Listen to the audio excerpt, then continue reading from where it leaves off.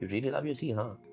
My father wouldn't appreciate you saying he's the last generation, the oldest generation. Sorry, Mr. Fernando. I see everyone's doing the same thing. There's no like meaning behind it. If we don't change now, like tomorrow, literally tomorrow, it's game over. And yeah, you wanted something heavy. Here's the thing.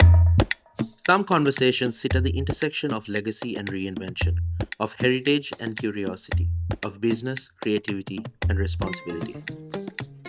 Joining me today is Amrit Fernando, a third-generation member of the Dilmah family, deeply involved in shaping one of Sri Lanka's most respected global brands, while championing ethics, conservation, and long-term thinking. Alongside him, Minalee Madanayake, co-founder of Outside the Box Events, a creator, author, and entrepreneur whose work blends storytelling, travel, and nature, building experiences that connect people to place, culture, and meaning. This is Unscripted. A lot of pressure there. Yeah. Is first question. Legacy. It's a pretty heavy topic, but what does this mean to you? I think we're all either creating one, protecting one. It's a guiding principle for all of us. What does it mean to you? So, I mean, legacy is, as you said, a pretty big and hefty word. And being a third generation, first of all, it is a blessing and an opportunity to be a part of a legacy. It is something that you must never take for granted, and it is always to be earned. You know, I see a lot of family businesses today that with next generations who sort of show up and expect to have a certain place in the business or operate in a certain way. But you know what my grandfather taught me and my father's teaching me is, you know, each step is to be earned and valued for what it is. And again, when it comes to legacy and you're 3 generations down, you can have a sense of complacency. You can have a comfort. You know, Abraham Lincoln says, you know, it doesn't matter how tall your grandfather is, you still need to do your growing, right? That's a good one. You know, for me, legacy is about living, you know, my grandfather's philosophy of making business a matter of human service, but also to carry and respect and acknowledge what Sri Lanka has to offer, this beautiful world. There's a lot to it, and I think, there's a lot to unpack, but I think that's where I would start our conversation. I mean, and before you answer, I'm actually quite keen to understand. You said complacency is a big part of you know, dealing with your legacy. Yeah. Interested to know why it isn't pressure, why complacency would be the problem. Because I mean, you're standing on the shoulders of some greats, and surely there is more pressure than the feeling of complacency. I welcome pressure because it breaks away from the complacency. Complacency in the sense, my grandfather did this, my father did this, now I can sort of chill and you know, have a good time. I think if you get into that mindset, you're screwed. I think every day is a day to grow, a day to challenge yourself, and you know, everything before is never yours. You know, you have no right to claim it. And yeah, I think that's why I value, I put more of an emphasis on complacency than actually pressure. Pressure, I'm all for it, you know. The more pressure, the more work, I'm embracing of it, so yeah. So you don't feel pressure? I definitely feel pressure, and you know, I definitely have had times that you know, I've given up, I've, you know, broken down, but you realize that, you know, my grandfather's legacy is to serve humanity, is to serve nature, serve people, and you realize if you don't show up, what will Dilmah look like in 20 years? Will it be still making impact where it is necessary, changing lives for the better? And that's, you know, when I have those breakdowns, when pressure really hits, just brings me back. Fair enough. Yeah. Creating a legacy. What's the pressure there? Okay, I guess for me, starting off, like, I'm obviously so grateful for my parents to like they were always very supportive and always told me to kind of take my own path, do what I want to do and what I love. And so that was initially film. I mean, it still is. I definitely love film. I studied film and media studies. And then I moved back to Sri Lanka and I started working at a company called Viral Media. And I was working under one of my mentors, Dilmah, and he also like pushed me to do to just get out of my comfort zone, because I think I was very like, I want to like do whatever you tell me to do. But he kind of like put me like at the he made me like the top director and was like, well, you do what you want to do and like just shine. And that really like took me out of my shell and like made me like want to keep doing more and stuff. And that's when we started like doing all these ads and social media work, and we worked with some really great companies. And then COVID hit and we were kind of obviously no work, so we were kind of stuck at home. And I was just thinking, oh, like what do I do now? Because I was out of a job and like just sitting at home. And that's when I was like, you know what, I'm gonna do something with that. And that's when I decided, okay, I'm gonna turn my dad's stories into something that I could share with people, and especially kids, because growing up I loved listening to my dad's stories. And so I decided to start with one particular story, which was the story of him seeing the white elephant. And that story to me always stood out because it's something so rare. Not everybody gets the chance to see the white elephant in one of our national parks. And so I decided to kind of bring that into life. And I was just wondering, like, okay, what's an interesting way to approach kids? And I went to a bookstore and I was looking at all the children's books. And the books that I remembered when I was a kid were the comic books, especially the Tintin comic books. And those... Looking at the artwork, that's like exactly what it so the cover for this was heavily inspired off of Tintin. Because I knew I wanted a kid or a parent to see the cover of this book and not even want to know what's inside, but just buy it because they know it's going to be interesting. Yeah, the cover really got me. Yeah. Oh, is that your dad in the first page? Yeah, so it's actually my dad and my mom, and then that's supposed to be like my daughter. It's set in the future, so yeah, I can unpack that later. So but a lot of pressure there. Yeah. It is. So yeah, I just wanted to kind of create a way that I could like share my dad's stories, because I think end of the day, everyone has a story to tell. Yeah. And it's just the way you say it and like tell it. And my dad he's a great storyteller. I think that's where I get it. I definitely get it from my dad. And so he had so many stories that I loved listening to when growing up, and I just wanted to be able to share that with kids. So I decided to start this. But again, life took me in a different direction. I started a completely different company. But this is definitely something that I want to continue, because I have planned out a whole series under the Tea Time Stories brand. And so I would definitely love to expand on it when I have more time. But yeah, I'm just grateful. I think for me, I guess legacy, creating one, is just also having the freedom to kind of figure it out on my own, because I don't have like a book that's telling me what to do, you know? I'm kind of figuring it out on my own. And even like to make a comic book, I didn't have anyone that I could speak to, be like, because not many people write comic books in Sri Lanka. Yeah. So there was a few that I was able to reach out to, but again, it was like they were doing comic books for more adult style, and I was doing for more kids, because I do see the advantage of inspiring kids at a young age, especially when it comes to environmental conservation and stuff like that. So I wanted to make sure that this was like mainly for kids, because as a kid, I loved listening to my dad's stories. So that's what I wanted to do. And throughout these stories, I knew like, even though I'm telling a story of my dad seeing the white elephant, I wanted to bring out an important message as well, which is why I said it in the future and all of that. So yeah. I mean, the one thing I wanted to ask you, and I think the question applies to you as well. COVID-19, I think, was a big pivotal point for all of us. One thing that the both of you might take for granted or might not realize is that you two are one of the few who actually turned it into something positive, or actually scaled past it. You know, obviously all of us are still working on, the residual effects of it, but I think you both saw opportunities in that period of time. What gets you excited to wake up in the morning? Where do you get that fire to actually continue pushing forward?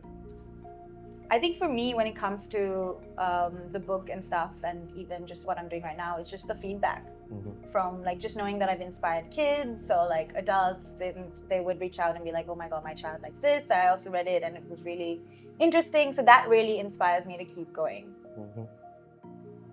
What about you? Purpose. No, I mentioned it earlier. It's more about waking up and knowing that you have to serve 12,000 plus people and make sure that you can get food onto their tables. I mean, for example, we have our nutrition program on the Cinnamon Gardens in Dantania, and there's 39% malnutrition in that area. For my father and I, when we visited the gardens, it was critical that we deliver impact where it's really needed.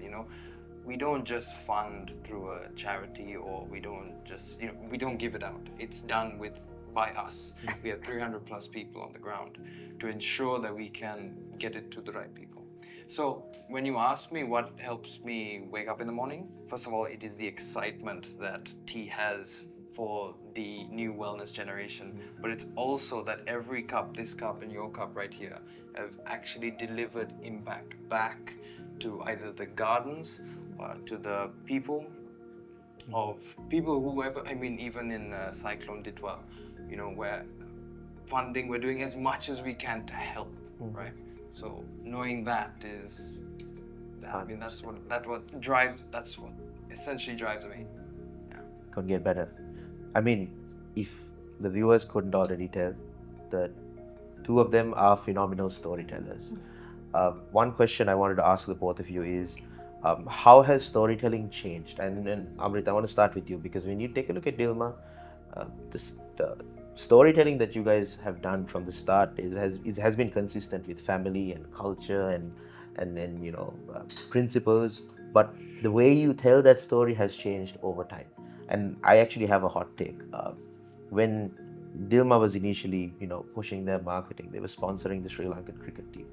And like, my hot take is that ever since you guys stopped sponsoring, we haven't been as great. So that's something I want you to reconsider. But just talk to me about the process of, how you guys have transitioned and how you guys have kind of evolved into this point where, we have you going through your day-to-day work and, enlightening people on the process of how tea is created and how it actually comes to your home. Like, it's art. Talk to me about it. So, if you look back at the history of advertising or communication, it was always selling the product, what it does, what it's good for you, right? But now, with so much, it is saturated. There's so many products trying to get into your head. People really just like, enough, just give me what's really about that product, What's really behind this tea? Which estate is it from? Which garden is it from? Tell me about the person who handpicked it and crafted it.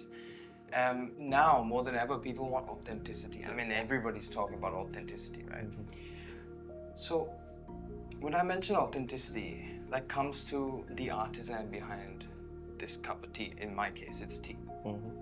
We've been communicating family and significance. My grandfather coined the "do try it" when he went to Australia and New Zealand. And we've been doing it. It's just that now it has got its relevance. Maybe the format has changed from TV commercials to Instagram stories and reels. But yeah, it's just about sharing the essence to what you get to have in your daily life. And yeah, that's sort of how I see storytelling and how it's evolving. I don't know where it's going to go. I think it's going to be more founder-driven content. Sure, yeah. But yeah, it'll be interesting to see if people actually, now that so many big corporations and the big companies are sort of trying to copycat and create this authenticity, if authenticity is even, can you call it authenticity? Yeah. Right? So yeah, that's where it's got to. I'm just curious to see where it'll go. I've noticed that you actually started bringing your dad into some of the videos, and he's creating videos of his own. How much of that is you're doing? And talk to me about the difficulty in doing it, because we're all, whether you are consultants or kids or people working in companies, we're all trying to get the last generation or the older generation to adopt what's happening right now. Talk to me about whether it was a bit. I mean, how interesting it was. my father wouldn't appreciate you saying he was the last generation, the oldest generation. Some people see me Sorry. and say, Sorry, Mr. Fernando. they see, my gosh, Mr. Fernando. So like, He's become he's a shaman now. Yeah, that's what I'm saying. Like, Yeah. surely, some respect. But some people actually confuse him for my brother. You know that. It puts me in real bad place, but Is that right? yeah, seriously. Okay, now to the point. Getting him into videos, no, it's actually, we have so much to tell, and we really want to tell people the right way. So the only way to do that is to pick up a phone and do it. And there's no convincing. We just want to share what truly is Dilmah. And I think it gets confused, through so many different channels. There's so much information to digest already. For sure.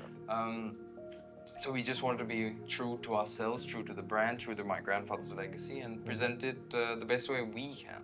Yeah. To you, Minalee, because you're an artist in so many different ways, whether it's as a writer, whether it is as a director, a content creator in your own right. You are in so many different verticals. Talk to me about your experience and how storytelling has changed.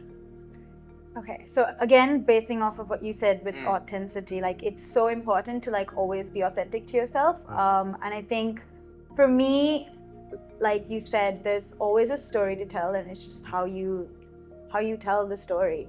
And for me, I really enjoy sharing my father's story, and I want to be true to that as much as possible. So it's just finding ways, being creative, and just being true to yourself. Like, I think now, especially like you said, now everybody wants to know like the behind the scenes of how brands work. They want to make sure that they're like environmentally friendly and all of that as well. So just explaining all of that, not trying to like, I think for me, I'm not trying to tick boxes. I'm trying to just show what we're doing and like who we are. You know what I mean? So yeah, just being true to yourself. 100%.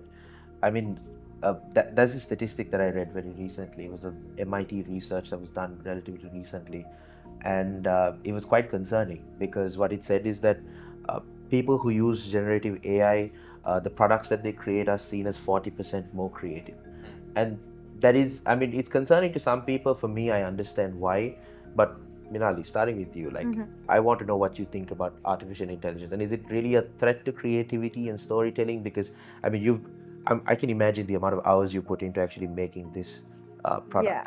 But now what we know is that people can do something like this pretty quickly, and it kind of, I mean, we're all content creators in our own right, and we all like to Have I got the certificate to say that now? I'm a content creator. Are you not?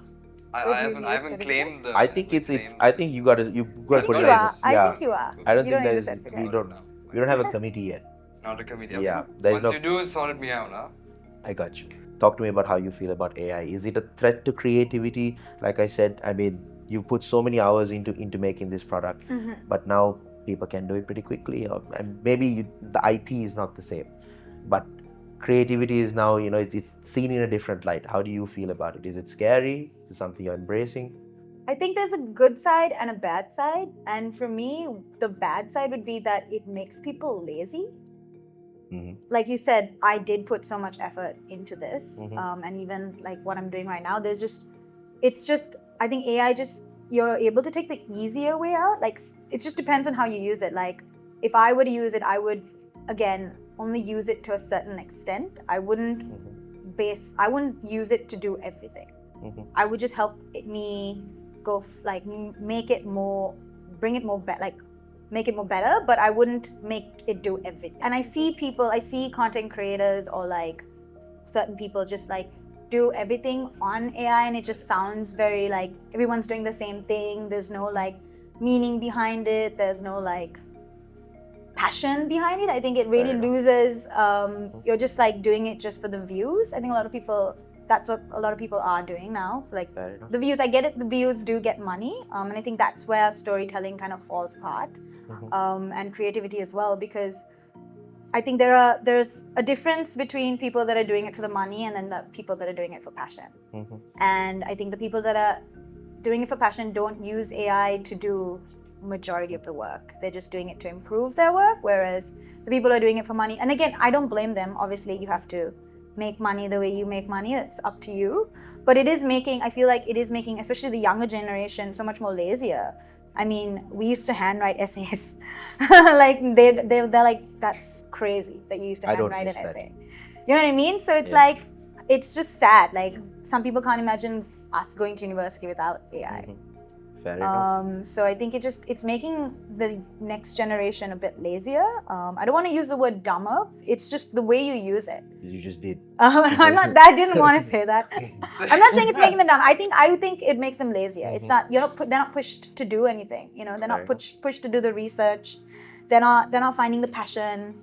You know, and I think that's what's sad. I think we're losing that dying art of like being passionate about something.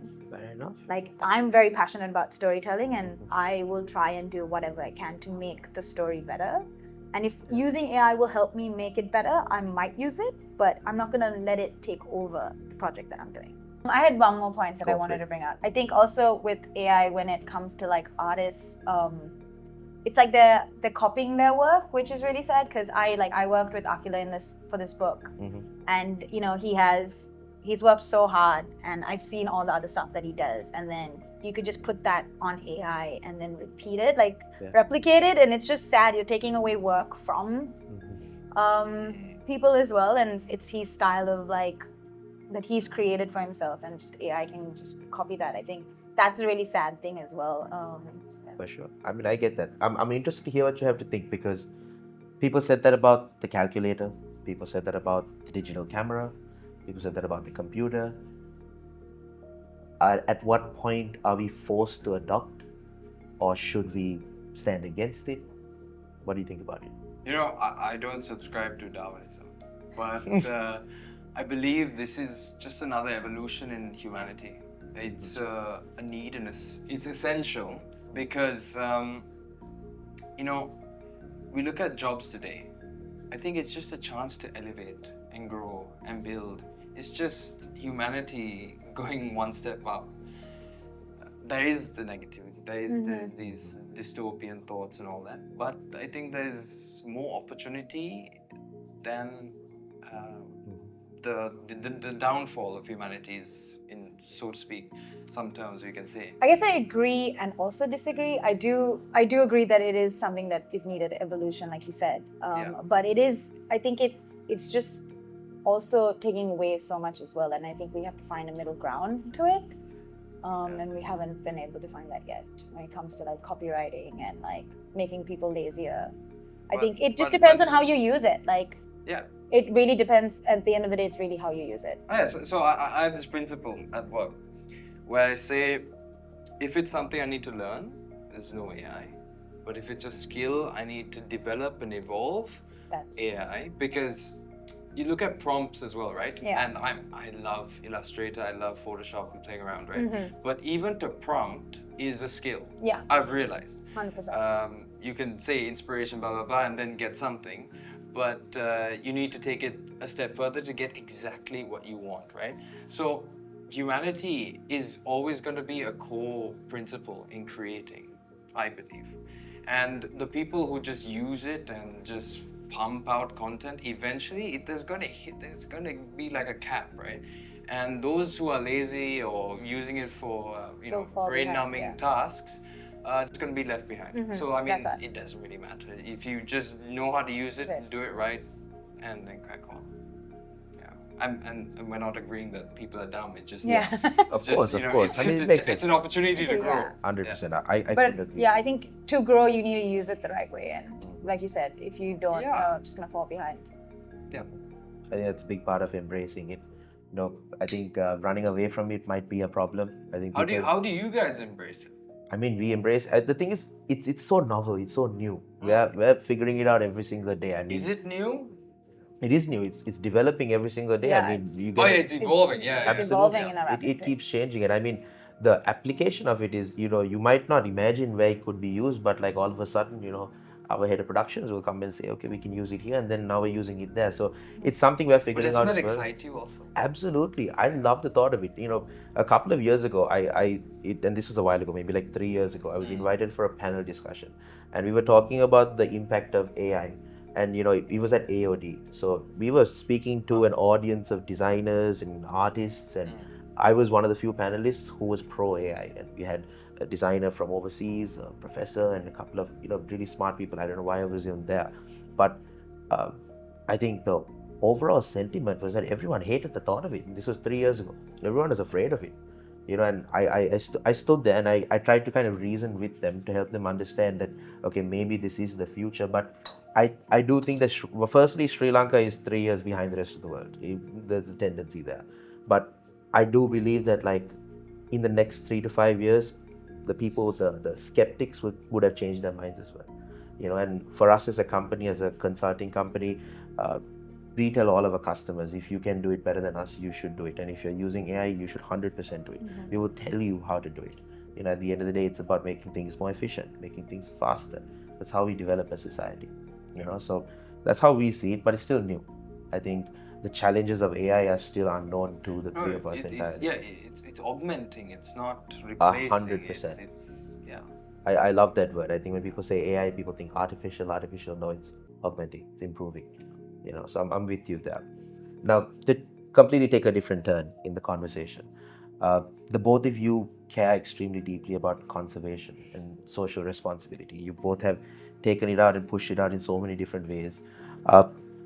Talk to me about what is the biggest threat we face as humanity, as a country, as people. Amrit, I want you to start. But yeah.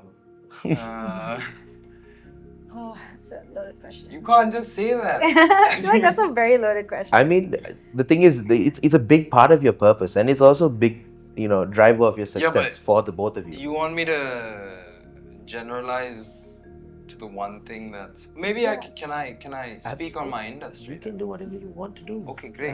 There's a lot of flexibility here. Yeah. Great. Okay. Well, there are a lot of elements you covered: country, people, and. But if I can narrow it down first to addressing the tea industry, I think we have a beautiful, beautiful herb, Ayurvedic. It's health and wellness rich. It's abundant. But we continue to undervalue it for what it truly is. And the more we undervalue it, you look at retailers today on a global perspective, they are pushing for cheaper. And I think the whole world wants cheaper, but that's not the way to go. Because you know why? You're getting a deal to your consumer on the other end, but then you come all the way back to the producer. And what does the producer get? Absolutely nothing. I mean, it's not like we're playing with champagne or cognac that has huge exponential margins. You're playing with something that is very small. And that small fraction of a margin, we have to serve and protect our ecosystems. You see, working in an industry that works with nature, it's beautiful, right? You discover beautiful things. Tea has terroir, how flavor profiles are influenced, but also we need to nurture those elements. We need to nurture the trees, we need to nurture the plants, we need to nurture the ecosystems. You look at frogs, for example, on Dunkeld Estate. Over there, several different species. But there is one frog species. We're nurturing them because they're essentially like a frontline species that helps keep away pests. So you don't have to put fertilizer or pesticides. You look at elephants, for example, keystone species. If we nurture the environment and work symbiotically, we are, in a way, put in a human solution, an artificial solution, and compromise something so precious. And it comes back all the way to price. If a retailer, I'm saying this because it's currently what's happening in the world, right? You want cheaper, you're putting pressure, and then it comes back to the producer. And producers are struggling. You look at the milk industry, coffee, and now tea. The more you keep cutting, eventually quality is going to disappear. And we're fighting for it. As family businesses, my father says, my grandfather has said before, the importance of sticking to quality and sticking to purpose, to serving and to conserving. So in order to do that, we're putting our foot out on the line. And I think everybody as humanity, as a people, and this is global, We need to stand together and realize what truly is important. Are we here for short-term life, or are we here to, see generations come down ahead of us? Because I honestly don't think in the next 2 generations we'll see. Life is, it's so volatile. I mean, you look at just 2 weeks ago, there were 2 cyclones at the same time. Yeah. And the year before, we had forest fires in one part of the world and at the other part. So the volatility is increasing, the economic instability. I mean, I'm being very negative right now, but the point is that if we don't change now, like tomorrow, literally tomorrow, it's game over.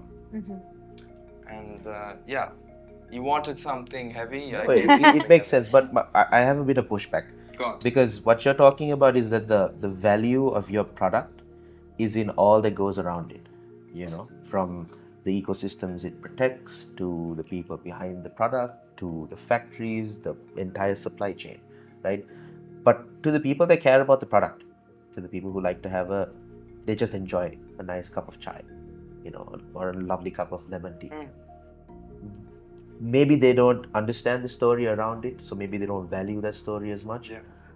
Price sensitivity, or at least low pricing, just makes it more accessible, makes more. And this is just a thought, right? Food for thought. Maybe lower pricing is not a bad thing. Maybe more people get. I mean, you're looking at volumes. I'm interested to hear what your thought about this is. Is that you see a future where tea is accessible and it's not seen as something as too premium, because we know Ceylon tea is the best tea in the world, and it is premium. The term premium is synonymous with Ceylon tea. But, are we actually giving up the fact that it's accessible? Do people get to enjoy it? Is it, should it be more affordable? Is that something that you guys see as a concern or a threat that y'all have right now? You look at per tea bag cost, right? It's 23 cents per tea bag. So I think it is already accessible. And because of that accessibility, it's compromised so many there was so many beautiful estates in India that have had to close because of price constraints and pressures. And unfortunately, I mean, it's scary to see being a next generation in the tea industry. We need to make a critical change in our way of approaching a market more than ever to ensure the sustainability. Sorry, I'm using sustainability and conservation in part, but sustainability as a business, sustainability as an industry as well. So it's already accessible, it's already low priced. I think a premiumization only brings the value back because we're working with nature, and nature is the ultimate that we need to look after. All right, you win. The question's going to you as well, Minalee. I mean, you travel the world. We've seen vlogs of you in the heart of Africa. Yes, I was watching the Uganda one like a few hours before. That's the first thing I actually said to her when I met her. I was like, by the way, I'm a fan of your work. But yeah, you've seen the world in so many different ways, and I mean, you're an entrepreneur in a country that is going through what it's going through. You've seen the rest of the world. What do you think is the biggest threat that people should care about? I think like what Amrit said, is protecting what we have, and that is our main thing is nature, And I think one of the biggest threats, especially when it comes to, because I'm very passionate about wildlife and stuff, which is why you've seen my vlogs, going to Africa and stuff. And I think here, if over-tourism is definitely something that I feel will kill the parks. And that's something that scares me. Because I can see the clear difference from when my dad tells a story and then from when I was a child and then seeing my nephews go to the jungle. It's like now the younger generation, they'll get into a Jeep, the tracker will get a call and they'll be like, okay, there's a sighting on this tree, and then 100 Jeeps will go there. Whereas when I was a kid, or when my dad went, when he was younger, it was like, we're looking for footprints, we're listening to alarm calls, we're smelling for dead carcasses. That art of safari is gone now. And you can't enjoy a sighting. When I was a kid, I could tell you that I went to Yala and I saw 15 leopards, and out of those 15 leopards, maybe like 1 or 2 jeeps were with us. And we were there for hours and we saw hundreds of elephants. Now, to see a herd is unheard of. You don't see a herd of elephants. And that's so sad. Like, people are happy to see 1 elephant. And I'm like, this is really sad. I barely go to Yala now because it's just, when you go to Yala, if you see a sighting, you're sharing it with 100 other jeeps. Yes. And people are yelling at one another because they want to get the front row. Then they're on foot. Then someone has a flat tire. Or it's just ridiculous. And it's like, why are we even here? You know what I mean? Yeah. And it's just, I find that really sad for the younger generation because they'll never get to experience what we got to experience as kids or what our parents got to experience. And even when it came to my book, I set it in the future because I set it in a world where over-tourism has already happened and it's destroyed our parks. And so that's why in this story, it's like my daughter who finds a picture of my dad in the jungle. And he goes to my dad during tea time. Nice. And it's like, oh, tell me this story. And he talks about, this beautiful jungle that he loved to visit once a month or, and how he would listen to the birds singing, hearing the alarm calls of the deer. And, that's just something that's not there anymore. And it's like, you can't hear the alarm calls because there's 50 other jeeps next to you. You know what I mean? So it's so sad to know that the younger generation doesn't have that experience that we had.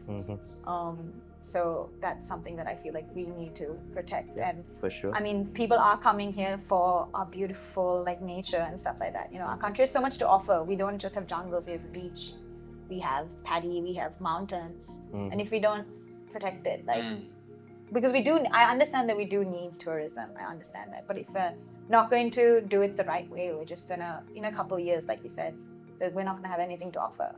And so I think we need to start there. Love that. I mean, it's extremely awesome to see what the both of you are doing in your own efforts in conservation. And I don't think Amrit has even shown us the tip of the iceberg in terms of what you guys are doing with the MJF Foundation, which has been absolutely awesome. Doesn't matter what you're doing as long as you're doing it. Yeah. Absolutely. Yeah. Without a doubt. But you guys are doing so much as it is. Conservation, you're battling AI in your own ways. You have this pressure of your legacy, and you have, there's obviously pressures from your purpose. You've already taken quite a little bit of pressure, but you're also doing it in this country, which is a country that we all love. This is our home. Why is this a place for us to bet on? Amrit, I'll start with you. We're poised with great opportunity. We've been visited by, forget colonialism, right? We've been visited by the ancient Greeks, the Romans, for its natural wealth. They wanted peacocks, they wanted Ceylon cinnamon, they wanted jewels, there's so much to offer. And now we have a beautiful people with a heart of kindness. I mean, we've seen the display of kindness in the last 2 weeks. Why bet on Sri Lanka? I mean, it's no-brainer. First of all, geographically, we are perfect. You look at Marco Polo's writings, right? He says it is the island perfect in its geographical positioning, perfect connection to the Orient, perfect connection to the West. I mean, if you look at the trade routes back then. And now also. So it's essentially the Silk Route, the Spice Route, it's the in-between. That's geographically. I think there's a lot to build on in terms of our mindset. Like any country, there's a lot to work on because there's so many challenges that we're facing regionally and globally. But if you realize the beauty that we have oceans on one side and dense biodiverse forests in another. We have culture, we have, you look at our Ayurvedic pharmacopoeia. I mean, there's hundreds of different species, thousands almost. I don't know if thousands, correct me if I'm wrong, but hundreds of different species that are, anti-cancer, blood glucose regulation, anti-diabetic, antioxidant, antimicrobial. I mean, there's so much that our island has to offer. I'm saying these because those are things I'm focusing on. But there's so much more, you look at the tourism angle, to experience culture. We're at the cusp. It's just we just need to master the storytelling. If we have more comic books like this and better storytellers, I couldn't agree more. way over there. What about you? What are your thoughts? My parents always, the way they raised me was like, you have to, whatever's said and done, you have to always give back to your people. So I knew, because I had an amazing opportunity to have one of my dream jobs at the time in America. But unfortunately that fell through and I knew immediately I wanted to move back and do something here. And I think here you have the opportunity to do so much more. And even when I went to university and I came back on holiday and I would tell like an auntie or an uncle, oh, I'm studying film and media studies, they'd be like, oh, what are you going to do with that degree? You know what I mean? And that did for a while discourage me. I can see the passion and hatred I in know. the comments. No, it did. It was so like it really discouraged me. But then I knew like coming back here, I don't know, there was like a calling for me almost. Nice. And I moved back here and I immediately got a job and I just loved doing what I did. And I think now there's definitely more opportunities to study film and do film and come here. And like, I mean, you see these amazing singular films now that are like doing really well. Yeah. And all these international production companies even coming here to shoot their films and stuff. So I think there's just so much opportunity here. And because we are such a small nation and like Colombo is so small, networking here is really easy to do. And I try to take every opportunity that I can. And so even when with my other business, outside the box events, when I knew that I was going to a room that had like important people at, I would always have my business cards with me. And I would always make sure to plug in my business. And I would give them my card. And our business card, unfortunately I don't have it today, but It's not that important apparently. but my business card, That's all right. no, we ran out unfortunately. But our business cards are like circles. So every time, and it's our logo is also a circle. So every time I handed it to people, they'd be like, oh, this is a really cool business card. Because usually it comes as a square. Yeah. So that was always like a good topic of conversation. And it just opened a lot of doors by just, so I think here we just have so much opportunity and it's so important to give back to our people. And What's your, in like one line, what would you tell people who are abroad right now? Give them a reason to come back. Give a reason to come back? I would say it depends. If you're someone that's willing to take risks and opportunities, then I think this is the country to be at. Because you can. Surely you have a line. Me? Yeah, since you asked the question. No, this is something I'm passionate about. I want people to come back, and there's a lot to be done. Yeah, and that's the thing. There is so much to be done, and if people just keep leaving, that's never going to be solved. You know what I mean? 100%. 100%. I think what we all have in common is opportunity. Is what this country has. Yeah. But what is opportunity worth if there isn't people to take that opportunity? And I think this country has struggled to nurture its youth, to retain what we make so great. What's one system that you would change, whether that is in education, governance, in business, in art, media, whatever it is? What's one system you'd change? Amrit? Few things, but the number one thing, education. Agreed. No brainer. Yeah, you give education to anyone, they can do a lot with it. And there are so many incubators I've seen at, like, example, Hatchworks, right? There are so many amazing people out there that are doing wonders with actually a foundation that's now strong. It's just they're just pulling information and building on themselves. Just imagine if we had a system that can offer top tier education. Just imagine the potential is 100%. just unbelievable. 100%. What I would add is, I think, you can have great education, but I think we need to have like a strong foundation, and that starts with good governance. I mean, for us to bring jobs back to Sri Lanka, for us to bring investment into Sri Lanka, we need to start being a bit more consistent. Yeah. From taxation to policies, it's extremely important that we stay consistent, and I think it's a problem that we all face in our own light. But 100%, I believe education definitely makes a difference. What do you think? No, I agree, 100%. And I think also changing mindsets are also really important, because I feel Sri Lankans are, as like by nature, just very lazy. And we're also known for not being on time. And that's something that really, I feel like that, like if you go to any government like office to do at an appointment, if you go there at 9, they're still having tea at 9. and they'll only start your appointment at like 9:30 when they're done with the tea. I'm sorry. Nothing to do with tea specific, but you know what I mean, right? She's saying you're the problem. No, I'm not saying you're the problem, but you get what I'm saying, right? I think work ethic is so important, and I think that is something that we as Sri Lankans are lacking. So it just really just depends on how you have what your mindset is. 100%. I mean, it's a start. I think it's great that we've all identified it. I think it's up to us now to kind of take the torch forward and lead the charge in terms of making that change. And I mean, the both of you have been doing it in your own two ways, and I'm beyond excited to see what the both of you do in the future. It's extremely exciting that we're all around the same age doing the things that we're doing. But I have one last question before I let you guys leave. And Minalee, I want to start with you. What's that one thing you want to be remembered for? It's a great question.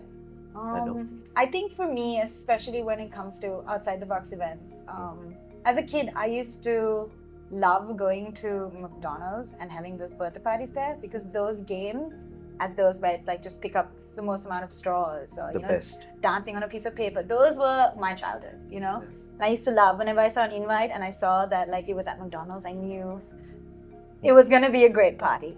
So I think now doing that for other people, and when people, the feedback we get and people say like, oh my God, I'm so glad that I hired you guys, because you guys were the reason that we like made my birthday memorable. That brings me so much joy. So I'm grateful to like be known as that, bringing joy to people. 100%. And you brought joy to quite a lot of us. And also rest in peace, McDonald's. But over to you. What's the one thing you want to be remembered for? Can I be honest? Please. I don't really want to be remembered for anything. As long as my grandfather's legacy to serve people is accomplished, I can go to bed happy. And yeah, I'm just serving. That's yeah. Well, That's all I'm doing. I looked in his eyes and he's sincere. So that's good enough. I want to thank you both for coming here today. I think that's a wrap.